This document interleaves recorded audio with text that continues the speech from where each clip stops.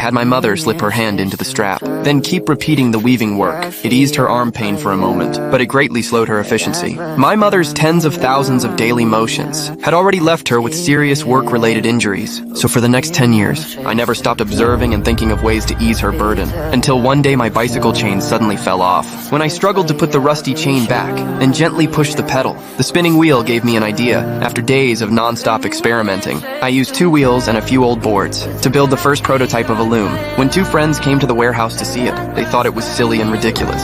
Neighbors laughed at me. Even my parents told me to do something proper, like finding a good girl to marry, so she could inherit the weaving skill and help my mother with the work. A sweet marriage did make me pause the research, but only 6 months after the wedding, my wife's arm hurt so badly she couldn't lift it. Seeing something was wrong with her broke my heart. I knew letting her rest was only temporary, so I reignited my drive to build the machine. After learning how the machine worked, my wife realized I was right to stay determined, so she chose to fully support my work, but I told her I had no money to continue, for the sake of my dream. She gave me her lifelong savings of 1,000 rupees without hesitation. From that moment, I devoted myself fully to the research. This time I kept quiet and told no one. Months later, the simple loom was finally done. I invited family and friends with full confidence. When the power was switched on, the machine started running, but it exploded after only a few seconds. The blast destroyed not only my work, but also pushed me into the lowest point of my life. The money for the motor was borrowed from loan sharks. I planned to repay it quickly with the loom, but now the lenders were pressuring me hard. My father called me a useless man. Even my loving mother was deeply disappointed. That night I ran away from home.